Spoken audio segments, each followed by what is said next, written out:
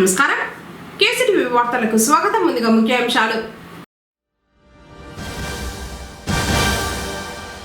అభివృద్ధి సంక్షేమం కొనసాగాలంటే వైసీపీని గెలిపించండి. ప్రజలను అభ్యర్థించిన రాష్ట్ర మంత్రి పెద్దిరెడ్డి రామచంద్రారెడ్డి.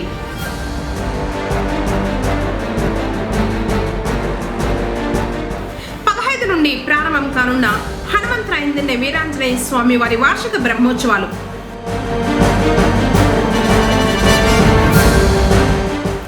ఉచిత కంటి వైద్య శిబిరం తాత్కాలికంగా నిలుపుదల. Doctor P. శివ.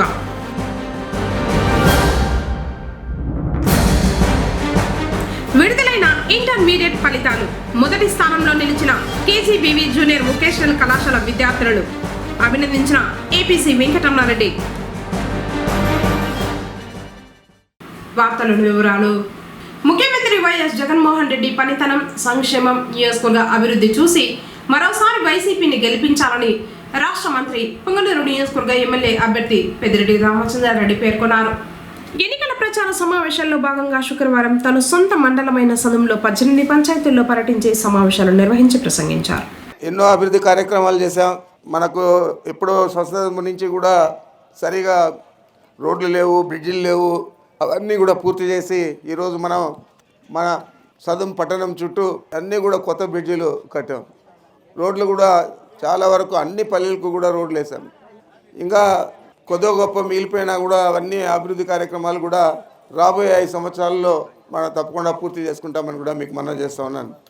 ఇంకా సంక్షేమానికి వస్తే ఈరోజు జగన్మోహన్ రెడ్డి గారు రాష్ట్రం మొత్తం మీద ఎక్కడ కూడా కులము, మతము లేదా మాకు ఓట్లు వేసారా లేదా, వీళ్ళు తెలుగుదేశం పార్టీ వారా, వీళ్ళకి ఇవ్వకూడదు, అట్లా ఏది కూడా లేకుండా కేవలం పేదరికాన్ని చూసి అర్హులైన పేదలందరికీ కూడా అన్ని సంక్షేమ పథకాలు అమలు చేయడం జరిగింది.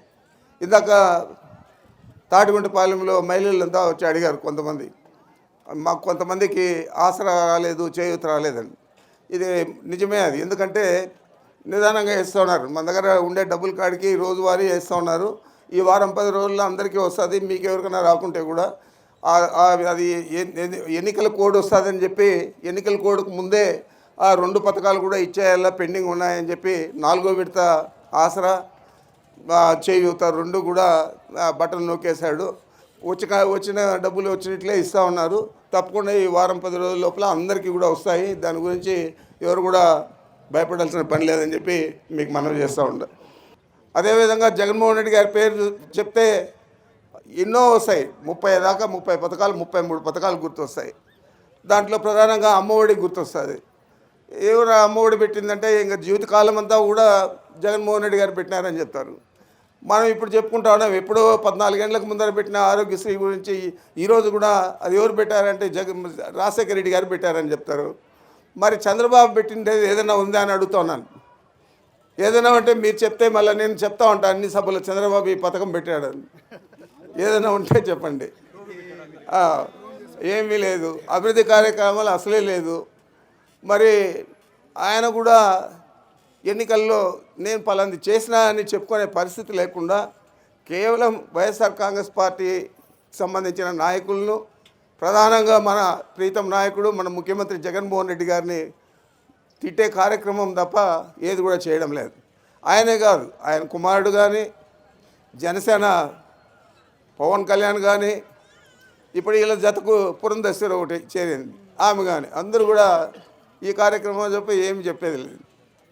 ఈరోజు మళ్ళీ ఆమె చెప్పింది మైనారిటీలో 4% రిజర్వేషన్ తీసేస్తాము, రాజశేఖర రెడ్డి గారు పెట్టింది అది అని చెప్పి ఆమె చెప్పింది. ఆమె నోటితో మనం చూసాము పత్రికల్లో, టీవీలలో కూడా. మళ్ళీ ఈరోజు స్టేట్మెంట్ ఇచ్చింది నేను చెప్పలేదు అని. అంటే కేవలం మైనారిటీల ఓట్ల కోసం మళ్ళా మాట మార్చి చెప్తా ఉంది. మనసులో ఉన్న మాట ముందే చెప్పేసింది. మరి వాళ్ళకి ఎప్పుడో మనుషుల మీద ప్రేమ లేదు, మన ఓట్ల మీద ప్రేమ ఉంది. జగన్మోహన్ రెడ్డిగా ఆ విధంగా కాకుండా 5 సంవత్సరాలు ఎన్ని ఇబ్బందులు వచ్చినా, దాంట్లో 2 సంవత్సరాలు కరోనాతో పోయినా చెప్పిన మాటలన్నీ కూడా ఎన్నికల ముందు ఏం చెప్పాడో అవన్నీ కూడా నెరవేర్చాడా లేదా మనం బేరీజ్ చేసుకోండి అని చెప్తా ఉన్నాను. ఎలాగో జగన్మోహన్ రెడ్డి గారే ముఖ్యమంత్రి అవుతారు. రాబోయే రోజుల్లో 5 సంవత్సరాల్లో అంతా సస్యశ్యామలంగా మన ప్రాంతాన్ని అంతా కూడా చేస్తామని చెప్పి మీకు మనవి చేస్తూ ఉన్నా. అందరూ కూడా మంచి మనసుతో వైఎస్ఆర్ కాంగ్రెస్ పార్టీని ఆదరించండి. జగన్మోహన్ రెడ్డి గారు మీకు మంచి చేసాడు, ఆయనకు మంచి చేసేదానికి పూనుకోండి. మీరే ముందు నడిపించండి ఈ వైఎస్ఆర్ కాంగ్రెస్ పార్టీని. ఎన్నికల్లో అందరూ కూడా ఫ్యాన్ గుర్తు మీద ఓటేసి నన్ను శాసనసభకు మీదను పార్లమెంటుకు గెలిపించే విధంగా, అత్యధిక మెజారిటీ ఇచ్చే విధంగా మీరందరూ కూడా పాటుపడాలని చెప్పి మనసారా కోరుకుంటూ నాకు ఈ అవకాశం ఇచ్చిన మీ అందరికీ పేరు పేరున నమస్కరించుకుంటున్నాను. ఓటర్లు ధైర్యంగా పోలింగ్ కేంద్రాలకు వచ్చి ఓటు హక్కును వినియోగించుకోవాలని జిల్లా కలెక్టర్ మరియు జిల్లా ఎన్నికల అధికారి సగలి షణ్మోహన్ పేర్కొన్నారు. శుక్రవారం ఉదయం జిల్లా కలెక్టరేట్ సమావేశం మందిరం నందు జాయింట్ కలెక్టర్ మరియు చిత్తూరు రిటర్నింగ్ అధికారి Srinivasulu, DRO Pullaiah, Puthalapattu RO Chinnaiah, Chittoor ERO doctor అరుణాలతో కలిసి 2024 ఎలక్షన్కు సంబంధించి మీడియా సమావేశం నిర్వహించారు. ఫస్ట్ థింగ్ 18th నోటిఫికేషన్ అన్నప్పుడు మనం 18th నుంచి నామినేషన్ స్వీకరించడం జరుగుతుంది 25వ తేదీ వరకు. 25వ తేదీ నోటిఫికేషన్ స్వీకరించిన తర్వాత 29 లోపు మనం స్క్రూటనైజ్ చేసి final list of candidates finalize చేయడం జరుగుతుంది. సో ఈ ప్రక్రియ జరిగే టైంలోనే మనకి అత్యంత ముఖ్యమైన పోస్టల్ బ్యాలెట్కి సంబంధించి ఎంప్లాయీస్ ఆల్మోస్ట్ ఒక 10-11 వేల చిల్లర ఎంప్లాయీస్, తర్వాత ఒక 23 వేల చిల్లర పీడబ్ల్యూడి అంటే physically person with disabilities, then ఒక 6,500 చిల్లర 85+ అంటే 85 ఏళ్ళు ప్లస్ దాటిన వారికి ఇంటికి వెళ్ళి పోస్టల్ బ్యాలెట్ స్వీకరించే సదుపాయం ఉన్నందున లాస్ట్ టైం మీటింగ్లో మనం చెప్పినట్టు. సో 20 నుంచి 23 తేదీల మధ్యలో నేను మళ్ళీ ప్రెస్ నోట్ వచ్చాను. ఆ తేదీల మధ్య ప్రతి ఇంటికి వెళ్ళి బూత్ లెవెల్ ఆఫీసర్స్ వాళ్ళకి ఇవ్వాల్సిన ఫామ్ 12D అనే ఒక ఫామ్ ఇచ్చి వాళ్ళ దగ్గర నుంచి సుముఖత తీసుకోవాలి. అంటే వాళ్ళు ఇంటి దగ్గర ఓటు వేస్తారా లేకపోతే ఆఫీస్ పోలింగ్ స్టేషన్కి వచ్చి ఓటు వేయాలా అనే వాళ్ళ దగ్గర నుంచి చాయిస్ మనం తీసుకోవాలి. అండ్ ఈ ప్రక్రియ జరిగేటప్పుడు అందరికీ మనం 2-3 విషయాలు చెప్పదలుచుకుంటాం. సో ఈ ఎంప్లాయీస్కి వచ్చేసరికి ఎంప్లాయీస్కి సంబంధించిన పోస్టల్ బ్యాలెట్ సుముఖత వ్యక్తం చేసిన ఫామ్ 12D మనం ట్రైనింగ్ టైంలో వెనక్కి తీసుకోవడం వాళ్ళ దగ్గర నుంచి, ఆ ట్రైనింగ్ టైంలోనే ఓట్లు వేయించడం, అక్కడ ఒక బ్యాలెట్ బాక్స్ పెట్టి అక్కడ సీల్డ్ కవర్లో ఓటు వేయించుకోవడం. అండ్ ఈ ప్రక్రియ జరిగేటప్పుడంతా వీడియో కెమెరాతో రికార్డ్ చేయడం, తర్వాత పొలిటికల్ పార్టీస్ వైపు నుంచి ఉన్న రిప్రజెంటేటివ్స్ వాళ్ళకి సంబంధించిన రిప్రజెంటేటివ్స్ ఉంటే వాళ్ళు కూడా అక్కడ కూర్చోవడం తప్పనిసరి. అండ్ ఏ ఎంప్లాయీ ఎక్కడైతే ఎలక్షన్ డ్యూటీకి నియమించబడతాడో ఆ కాన్స్టిట్యున్సీలో అతనికి ఏ కాన్స్టిట్యున్సీలో ఓటు ఉందో జిల్లాలో ఆ కాన్స్టిట్యున్సీ తాలూకు బాక్స్లో అతను ఓటు వేయచ్చు. సో అతను మళ్ళీ ఇక్కడికి తిరగాల్సిన అవసరం లేదు. ట్రైనింగ్కి పోతాడు, పోయిన చోట 7 కాన్స్టిట్యున్సీల బాక్స్లు ఉంటాయి. మన జిల్లా వాళ్ళే కాబట్టి అందరూ ఏ కాన్స్టిట్యున్సీకి సంబంధించిన బాక్స్లో ఆ కాన్స్టిట్యున్సీకి సంబంధించిన ఓట్లు వేస్తారు. అసెంబ్లీ ఓటు ఆడేస్తాడు, పార్లమెంట్ ఓటు వేస్తాడు. మనకి ఈసారి కొత్తగా జరుగుతున్నది లాస్ట్ 2019 ఎలక్షన్లో జరిగింది ఏంటంటే 30,000 మంది ఓటర్లు, అంటే దాదాపు కాన్స్టిట్యున్సీకి 3,500 నుంచి 4,000 మంది ఓటర్లు మనకి పోలింగ్ స్టేషన్కి వచ్చి ఓట్ వేయలేని పరిస్థితిలో ఉండొచ్చు. అది పర్సన్స్ విత్ డిజబిలిటీ అన్నంత మాత్రాన ప్రతి పర్సన్ అవ్వాల్సిన అవసరం.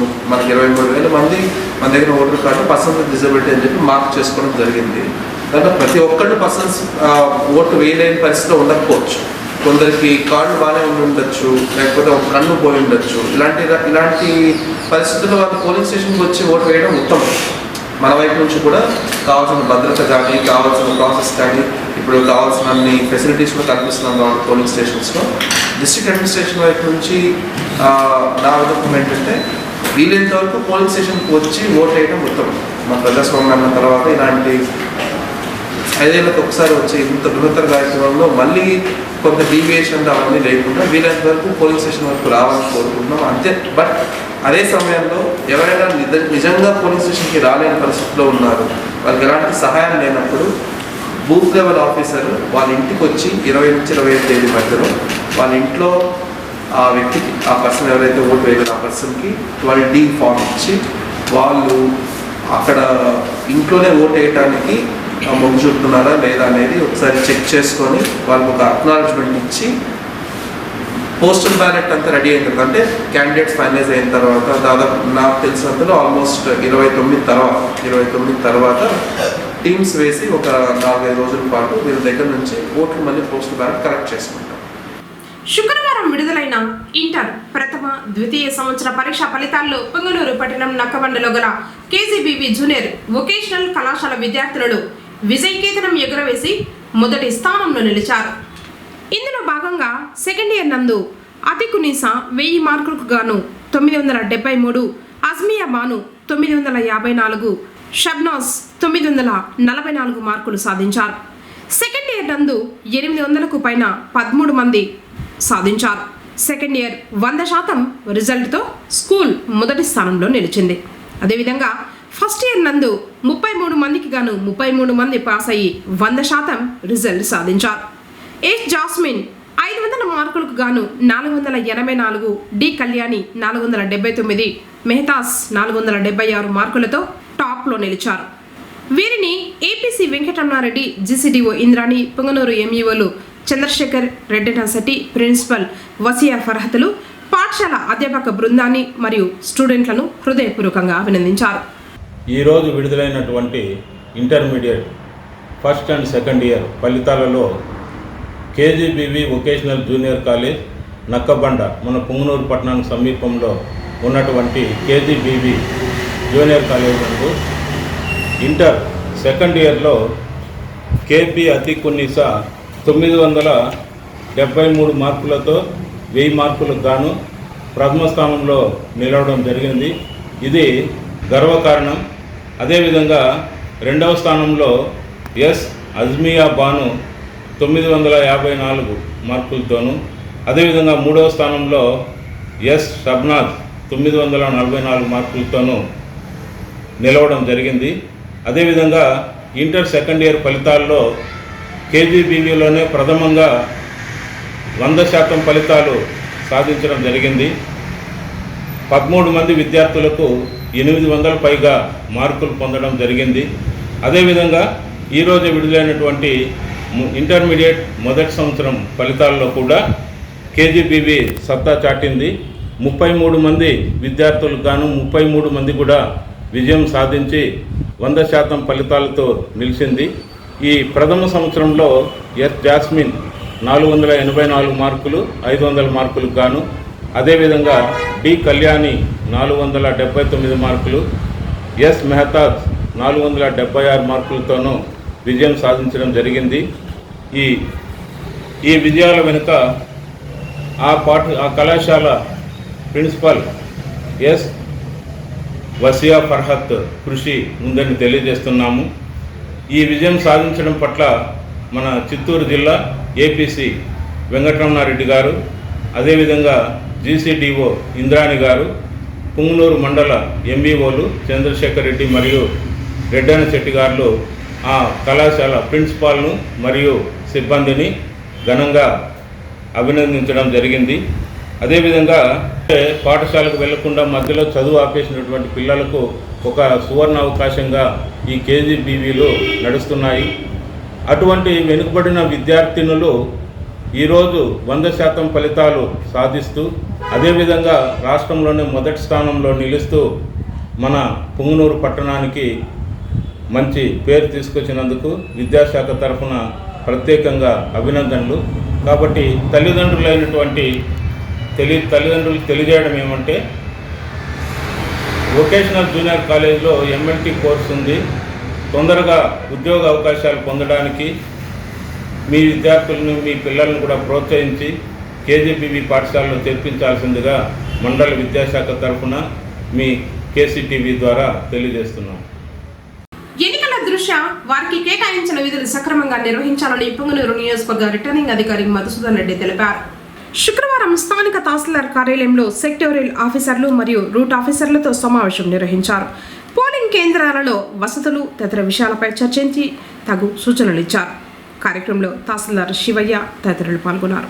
సార్వత్రిక ఎన్నికలు జరగనున్న నేపథ్యంలో ఎన్నికల నియమావళి అమలులో ఉన్నందున ప్రతి నెల 2వ ఆదివారం జరుగు ఉచిత కంటి వైద్య శిబిరం తాత్కాలికంగా నిలుపుదల చేసినట్లు Lions club chairman doctor P Shiva తెలిపారు. శుక్రవారం స్థానిక సరళ హోమియో హాస్పిటల్లో ఆయన కేసీటీవీతో మాట్లాడుతూ ఎన్నికల నియమావళి అమలులో ఉన్నందున స్థానిక బీఎంఎస్ క్లబ్ ఆవరణంలో నిర్వహించే ఉచిత కంటి వైద్య శిబిరాన్ని తాత్కాలికంగా నిలుపుదల చేశామని, ఎన్నికల ప్రక్రియ పూర్తవగానే తిరిగి శిబిరం నిర్వహణపై కేసీటీవీ ద్వారా తెలియజేస్తామని, కావున కంటి జబ్బులు ఉన్నవారు సహకరించాలని కోరారు. లయన్స్ క్లబ్ పొంగనూరు నోబుల్ తరఫున పొంగనూరు పట్టణ ప్రజలకు మరియు పరిసరాల ప్రజలకు కేసీటీవీ ద్వారా నమస్కారాలు తెలియజేస్తున్నాను. లయన్స్ క్లబ్ పొంగనూరు నోబుల్ నిర్వహిస్తున్న ఉచిత నేత్ర చికిత్సా శిబిరం ప్రతి నెల 2వ ఆదివారం నిర్వహిస్తున్నాము. అది ఈ సార్వత్రిక ఎలక్షన్ల వల్ల ఇది పోస్ట్పోన్ చేయడం జరిగింది. ఎలక్షన్లు అయిపోయిన తర్వాత మళ్ళీ ఎలక్షన్ కోడ్ అయిపోయిన తర్వాత మళ్ళీ ఈ ఐ క్యాంపు నిర్వహించడం జరుగుతుంది. ఈ ఎలక్షన్ కోడ్ వల్ల కొన్ని పర్మిషన్లు అవన్నీ కూడా తీసుకోవాల్సి ఉంది. దానివల్ల కొన్ని రిస్ట్రిక్షన్స్ కూడా ఉంటాయి. దానివల్ల మేము ఈ లయన్స్ క్లబ్ తరఫున చేసేటువంటి ఈ ఉచిత నేత్ర చికిత్సా శిబిరాన్ని ఎలక్షన్లు అయిపోయేంత వరకు మేము పోస్ట్పోన్ చేస్తున్నాము, నిర్వహించడం లేదు. కాబట్టి ప్రజలందరూ దీన్ని గమనించి ఎలక్షన్ల తర్వాత మేము అందించేటువంటి ఉచిత నేత్ర చికిత్సా శిబిరాలకు ఇచ్చేవలసిందిగా కోరుతున్నాం. వాతావరణం మార్పుతో ఎక్కువ శాతం మంది పిల్లలు గవద బిళ్ళలతో ఇబ్బందులు పడుతున్నారని, తీసుకోవాల్సిన జాగ్రత్తల గురించి డాక్టర్ పి. శివ తెలిపారు. ఈ మధ్యకాలంలో మనకు తమిళనాడు, కర్ణాటక, ఆంధ్రప్రదేశ్ మరియు తెలంగాణ స్టేట్లలో విపరీతంగా గవద బిళ్ళలు వ్యాధి వచ్చింది. ఈ గవద బిళ్ళల వ్యాధి ప్రతి సంవత్సరము సమ్మర్లో వస్తుంది. కానీ ఈసారి విపరీతంగా వచ్చింది. దాదాపు గత 10 సంవత్సరాలుగా లేనంతగా ఈసారి విపరీతంగా విస్తరించింది. పిల్లల్లో అన్ని స్కూళ్ళల్లో పిల్లలకు ఆల్మోస్ట్ చాలా వరకు గవద బిళ్ళలు వచ్చేస్తున్నాయి. ఈ గవద బిళ్ళలకు ఇంకా కూడా వైద్యం చేసుకోనటువంటి వాళ్ళు ఉన్నారు. దానివల్ల ఏమవుతుందంటే గవద బిళ్ళలు అనేటువంటిది ఒక వైరల్ ఇన్ఫెక్షన్. ఈ వైరల్ ఇన్ఫెక్షన్ వల్ల ఏమవుతుందంటే గ్లాండులార్ ఇన్వాల్వ్మెంట్ అంటారు. ప్రతి గ్రంథి కూడా ఇన్వాల్వ్ అవ్వడానికి మనకు లాలాజల గ్రంథులతో పాటు శరీరంలో ఉండేటువంటి ప్రతి గ్రంథి కూడా ఇన్వాల్వ్ అయ్యేటువంటి అవకాశం ఉంది. దాన్ని కాంప్లికేషన్స్ వల్ల, ఈ కాంప్లికేషన్స్ వచ్చినప్పుడు ఏమవుతుందంటే పిల్లల్లో, మగపిల్లల్లో వృషణాలు వస్తాయి, ఆడపిల్లల్లో అండాలు వస్తాయి. ఎంత చిన్న వయసు వాళ్ళైనా వాళ్ళకు అండాలు వాయడం జరుగుతుంది. ఇవి వాచినప్పుడు ఏమవుతుందంటే ఈ ఓజెనసిస్ అనేటువంటిది తగ్గిపోయేసి, స్పెర్మటోజెనసిస్ అనేటువంటిది తగ్గిపోయేసి వాళ్ళు పెద్ద అయిన తర్వాత వంధ్యత్వం సంభవిస్తుంది. అంతేకాకుండా ఎక్కువ రోజులు ఇంట్లో పెట్టుకొని వాళ్ళకు కళ్ళు దాపించి, సారాయి దాపించి, ఈ తాపించకూడనటువంటి ఈ పెరుగు, మజ్జిగ ఇట్లాంటివన్నీ విపరీతంగా తాపించడం వల్ల ఏమవుతుందంటే ఇన్ఫెక్షన్ ఎక్కువైపోయేసి ఆ ఇన్ఫెక్షన్ బ్రెయిన్ కూడా సోకడం జరుగుతుంది. ఇది కూడా ఒక కాంప్లికేషన్. కాబట్టి బ్రెయిన్కి సోకినప్పుడు వైరల్ ఎన్సెఫలైటిస్ అనేటువంటిది వస్తుంది. వైరల్ ఎన్సెఫలైటిస్ అనేటువంటిది ప్రాణాంతకమైనటువంటి వ్యాధి. కాబట్టి ఈ గవద బిళ్ళలు అనేటువంటి జ్వరానికి కానీ, లేదంటే చికెన్ పాక్స్, మామూలుగా మనం లోకల్గా దాన్ని ముత్యాలమ్మ అంటారు, ఇది కూడా వ్యారిసెల్లా జోస్టర్ అనేటువంటి వైరస్ వల్ల వస్తుంది. అదేవిధంగా తట్టు అని కూడా అంటారు దీన్ని. అదేవిధంగా మనకు ఇంకొక రకమైనటువంటి అమ్మవారు జ్వరం అని అంటారు. దాన్ని మనం ఇంగ్లీష్లో అయితే దాన్ని మీజిల్స్ అంటారు. దాన్ని మనకు లోకల్ లాంగ్వేజ్లో తట్టు అని అంటారు. లేదంటే అది కూడా అమ్మవారు అనేటువంటి అపోహ వల్ల వీటికి వైద్యం చేసుకోరు.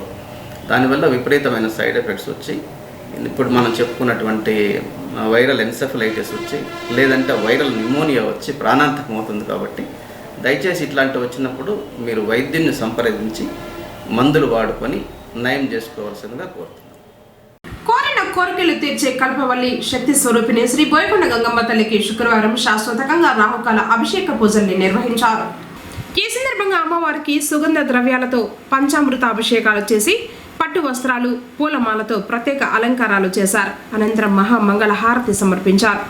ఈ పూజలకు పాలక మండలి అధ్యక్షుడు నాగరాజ్ రెడ్డి, డైరెక్టర్ రాజేష్, ఇతర సభ్యులు హాజరయ్యారు. అనంతరం ఆలయానికి వచ్చిన భక్తులకు అందరికీ పాత కళ్యాణ కట్ట వద్ద అన్నదానం నిర్వహించారు. ఈ సందర్భంగా పాలక మండలి అధ్యక్షులు అన్నదానం నిర్వహణపై భక్తుల అభిప్రాయాలను అడిగి తెలుసుకున్నారు.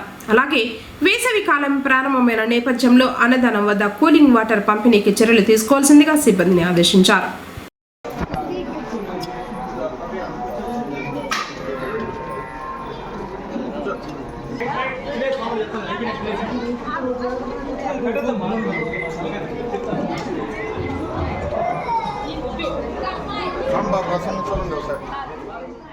Intermediate first year second year పరీక్షా ఫలితాల్లో ఎంసీవి కళాశాల విద్యార్థులు మంచి ఫలితాలు సాధించినందుకు ప్రిన్సిపల్ ఎంసీ వెంకట సుబ్బయ్య అభినందించారు. మొదటి సంవత్సరం ఎంపీసీలో 470కి గాను తోషి కృష్ణ 457, నవ్యశ్రీ 451 మార్కులు సాధించారు. బైపీసీలో 440కి గాను అస్రా 361, తేజశ్రీ 360, సిఈసీలో 500కు గాను సమీరా 470, తనూజ 464 మార్కులు సాధించారు. ద్వితీయ సంవత్సరంలో ఎంపీసీలో 1000కి గాను ఫాతిమా 969, మధుమిత 935, బైపీసీలో కౌసర్ 863, రిస్వా బాతుల్ 848, సిఈసీలో అప్సానా 965, నిర్మల 958 మార్కులు సాధించారు. ఈ సందర్భంగా విద్యార్థులను కళాశాల అధ్యాపక బృందాన్ని ప్రిన్సిపల్ అభినందించారు. కళాశాల స్థాపించినప్పటి నుంచి విలువలతో కూడిన ఉత్తమ విద్యా బోధన చేయడంతోనే ఫలితాల్లో ఎంసీవి టాప్లో నిలుస్తుందన్నారు. పుంగనూరు ప్రజల ఆరాధ్య దైవంగా విరాజిల్లుతున్న శ్రీ విరూపాక్షి మారమ్మ తొలి శుక్రవారం రోజున రాహుకాల పూజలు అందుకొని ప్రత్యేక అలంకారంలో భక్తులకు దర్శన భాగ్యం కల్పించింది. వేకువజామునే అమ్మవారికి పసుపు, కుంకుమ, గంధం, విభూతులతో పాటు పల పంచామృతాలతో అర్చకులు అభిషేకించి తర్వాత ప్రత్యేకంగా అమ్మవారిని అలంకరించి విశేష పూజలు నిర్వహించిన అనంతరం భక్తులకు దర్శన భాగ్యం కల్పించారు. రాహుకాల సమయంలో మహిళలు భక్తి శ్రద్ధలతో నిమ్మకాయ దీపాలు వెలిగించి అమ్మవారికి సమర్పించి మొక్కులు చెల్లించుకున్నారు. ఆలయానికి విచ్చేసిన భక్తులకు అమ్మవారి తీర్థ ప్రసాదాలను అర్చకులు అందజేశారు.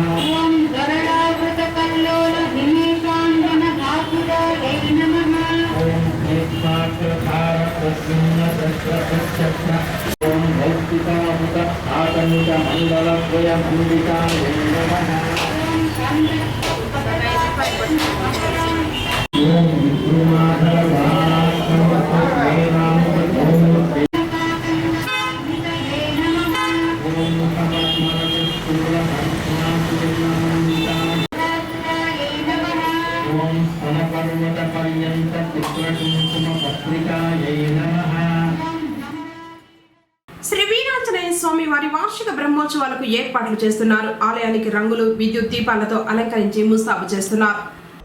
జై హనుమాను జ్ఞానగుణ సాగర జై కపీశ తిరులో కౌజాగర రామ దూతాదులిత బలరామ అంజని పుత్ర పవన సుతనామ మహావీర విక్రమ పచరంతి కుమతి నివార సుమతికే సంతి కంచన వరణ విరాజ సుకేశ కానన కుండల కించిత కేశ హాత వజ్ర ధ్వజా విరాజై కాంతే దుర్జ జనే భూసా జై శంకర సుమన కేసరి నందన తేజ ప్రతాప మహాజగవందన విద్యావాన కునీయతి చాతుర నామ కాజ కరివే కో ఆతుర కంచని కృష్ణి వే కో రసియా నామల కలసి నామల వసియా సూక్ష్మ రూప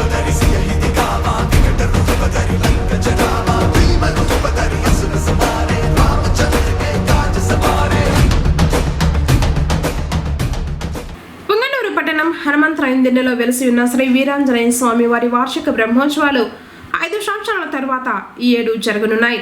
రాష్ట్ర మంత్రి పెద్దిరెడ్డి రామచంద్రారెడ్డి సహకారంతో ఆలయాన్ని పునర్నిర్మించిన తర్వాత మొదటిసారి బ్రహ్మోత్సవాలను నిర్వహించనున్నారు. ఇందుకు సంబంధించి ఏర్పాట్లు చేస్తున్నారు. బ్రహ్మోత్సవాల వివరాలు ఈ నెల 15వ తేదీన సోమవారం సాయంత్రం అంకురార్పణతో ప్రారంభం కానున్నాయి. 16వ తేదీన మంగళవారం ఉదయం ధ్వజారోహణం, సాయంత్రం గ్రామోత్సవం. 17వ తేదీన బుధవారం నవమి సందర్భంగా శ్రీ సీతారాముల వారి కళ్యాణోత్సవం. 18వ తేదీన గురువారం ఉదయం మడుగుతేరు, రాత్రి 8 గంటలకు రథోత్సవం. 19వ తేదీన శుక్రవారం రాత్రి తోపోత్సవం.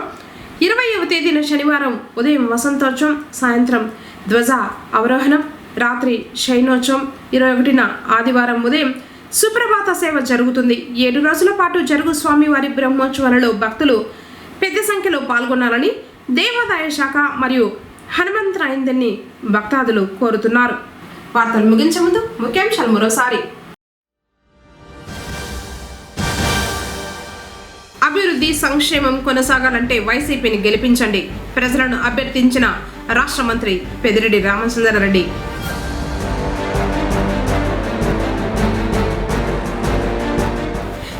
నుండి ప్రారంభం కానున్న హనుమంతరాయనదిన్నె వీరాంజనేయ స్వామి వారి వార్షిక బ్రహ్మోత్సవాలు.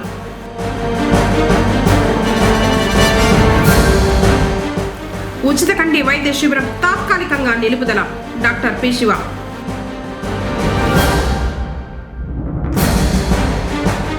విడుదలైన ఇంటర్మీడియట్ ఫలితాలు. మొదటి స్థానంలో నిలిచిన కేజీబీవీ జూనియర్ వొకేషనల్ కళాశాల విద్యార్థులను అభినందించిన ఏపీసీ వెంకటరమణారెడ్డి. తిరిగి కేసీటీవీ వార్తలతో మళ్ళీ కలుసుకుందాం. అందరికీ నమస్కారం.